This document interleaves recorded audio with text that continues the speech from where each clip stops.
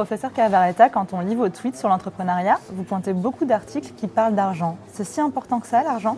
Si vous allez bien regarder, en fait, je pointe beaucoup sur des articles qui ont un message qui est en fait l'inverse de ce qu'on pourrait imaginer, c'est-à-dire que au premier degré, on pense que l'argent est important. Pourquoi ? Parce que l'argent est une ressource. Et en entrepreneuriat, la ressource, c'est clé. Une des multiples définitions d'entrepreneuriat, c'est de dire comment faire des projets quand on ne contrôle pas la ressource. Ça serait ça l'entrepreneuriat. Donc la ressource, c'est important. Et parmi les ressources, l'argent est une ressource canonique, très importante. Maintenant, une fois que ceci est dit, les articles auxquels vous faites allusion, en fait, ont l'air de laisser entendre qu'en fait, dans le fond, probablement l'argent n'est pas le moteur de l'entrepreneuriat. Oui, enfin quand même, l'argent, c'est la motivation. Là, vous parlez de motivation. La motivation, c'est quelque chose qui a été très étudié. Et si on met motivation et argent ensemble, dans la théorie du comportement, on se rend compte d'une chose paradoxale, c'est que soit l'argent ne joue pas un rôle important, ou même l'argent joue un rôle contradictoire. Donc, ce qui a été démontré, par exemple, c'est que si on met des gens à faire une tâche, et que pour cette tâche, on les récompense avec de l'argent, ils perdent d'intérêt à la tâche. Ils perdent l'intérêt de cette tâche, ils ne sont plus motivés. Le simple fait d'introduire de l'argent leur fait perdre la motivation. Et donc, ceci nous dit que dans beaucoup de tâches dans le monde du travail, l'introduction de l'argent peut être contre-productif. Ceci a été aussi beaucoup démontré en pédagogie, puisqu'il a été montré que si vous voulez motiver des enfants à faire quelque chose, la pire des choses que vous pourriez faire, c'est de leur donner l'argent. Parce qu'en fait, le cerveau, que ce soit pour des adultes ou pour des enfants, le cerveau a tendance à penser que si on est récompensé, donc ce n'est pas agréable. Pour revenir à votre question sur l'entrepreneuriat, si on pense que les gens font une entreprise pour l'argent, probablement qu'on interprète mal la réalité. Si quelqu'un doit monter une entreprise, c'est probablement pour plein d'autres raisons que pour l'argent. Oui, mais si ce n'est pas l'argent qui motive les entrepreneurs, alors c'est quoi ? Alors, ce que disent les différents chercheurs qui ont regardé un petit peu sur comment émerge l'entrepreneuriat, quelle est la motivation, on a beaucoup parlé là de l'individu, mais bon, il y a aussi un aspect social, c'est-à-dire que probablement l'entrepreneuriat est plus la résultante d'un mouvement social, d'une activité collective, qu'une idée qu'on pourrait avoir justement que c'est une motivation individuelle qui vient de manière extrêmement simple par le désir d'avoir de l'argent. Donc par exemple, il a été montré que les grandes zones à succès sont des zones où il y a beaucoup plus un tissu social, une structure sociale, un mode d'échange, un mode d'organisation. Et donc typiquement, ce qui a été étudié, c'est la Silicon Valley, la route 128 autour de Boston, les districts où on fait de la confection dans le nord d'Italie. Et dans tous ces cas, ce qu'on montre, c'est qu'en fait, l'entrepreneuriat, la fibre d'innovation est beaucoup plus une résultante d'une organisation sociale que d'une hypothétique motivation individuelle et hypothétiquement drivée par l'argent. En fait, l'entrepreneuriat et l'innovation serait le résultat d'un mouvement social. Ce que vous me dites, est-ce que ça ne remettrait pas en cause la vision qu'on a souvent d'une opposition libérale versus sociale, ou à l'heure américaine face à une vision européenne, voire même une prise de position politique droite-gauche ? C'est bien que vous posez cette question, parce qu'effectivement, on a souvent tendance à simplifier le débat, à dire... D'un côté, il y a le monde capitaliste, les entrepreneurs, l'argent, et puis de l'autre, il y aurait un monde social, européen, pas l'argent. Ça serait cette dichotomie. Alors, si on regarde un peu ces dichotomies, on se rend compte que pratiquement aucune d'entre elles ne survit. C'est-à-dire que, par exemple, un des papiers sur lesquels je pointe montre bien qu'un des canons de la Silicon Valley, qui est...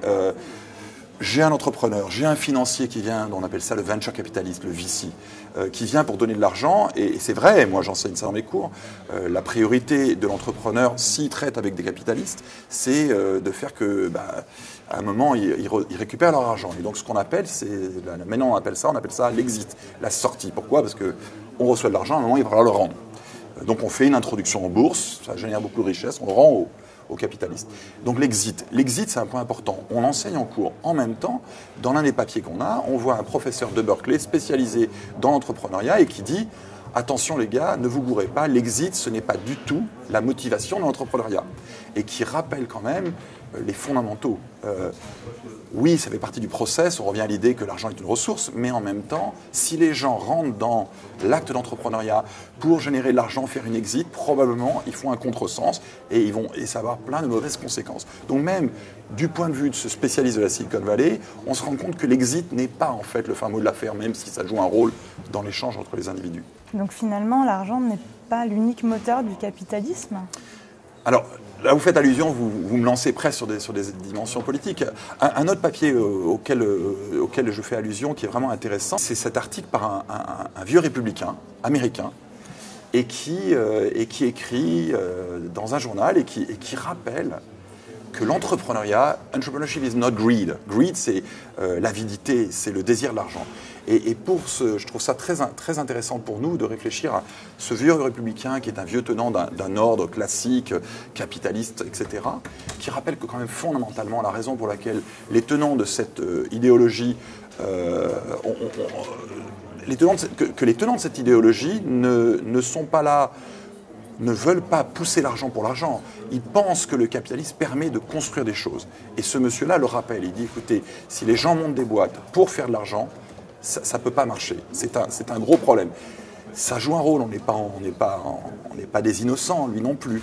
Mais il rappelle que le fait que certains pans de l'économie on puisse développer seulement pour faire de l'argent est hautement problématique. Mais ce que vous dites, est-ce que ce ne serait pas une vision européenne par rapport à une vision américaine obsédée par l'argent ? Je ne peux pas faire une déclaration au niveau général, mais un autre papier adresse justement cette question-là. C'est-à-dire qu'on peut souvent penser, y compris moi des fois, de me dire « Ah, l'Amérique, ils sont comme ci, nous on est comme ça ». Là, j'ai donc un papier qui dit un truc très intéressant. C'est un gars qui vit des deux côtés de l'Atlantique, qui bosse à Londres, qui est venture capitaliste. Donc on est toujours dans l'entrepreneuriat, l'argent. Et il s'étonne, et il écrit un long article là-dessus, en expliquant qu'en Europe, les venture capitalistes ont hautement tendance à se focaliser sur l'argent. Et il rappelle que ce n'est pas du tout l'esprit de la Silicon Valley.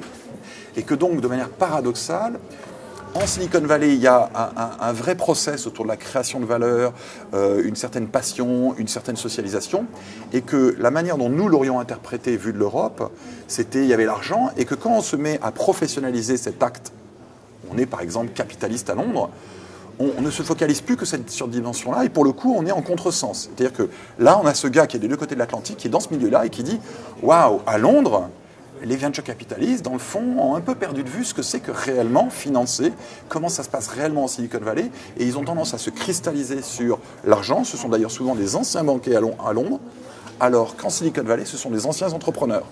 Et donc, il met ce contraste, et quand on fait ce contraste, on se retrouve dans une situation paradoxale où, en fait, l'endroit où on dit « Attendez, l'argent n'est pas le plus important », c'est en Silicon Valley que par opposition en Europe. Bon, à Londres, mais en Europe. Donc effectivement, le contraste, il faut faire attention à l'idée que tout serait simple, tout serait binaire, tout serait manichéen, un endroit où tout irait avec l'argent en Amérique, etc.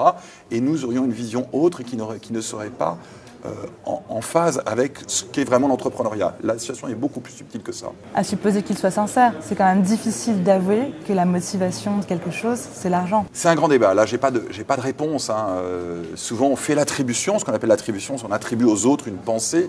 On fait l'attribution que l'entrepreneur fait ça pour l'argent. Et fondamentalement, certains d'entre nous croient ça. Et puis, en même temps, on a donc ces articles, tout un dialogue dont je vous fais écho aujourd'hui, qui dit attention, beaucoup d'entre eux disent que c'est pas ça. Et donc, votre question, c'est est-ce qu'on peut les croire ? Qui croire Bon, moi je dirais que il n'y a peut-être pas de grande réponse, au-delà de tous les arguments et de toutes les études qui ont été faites.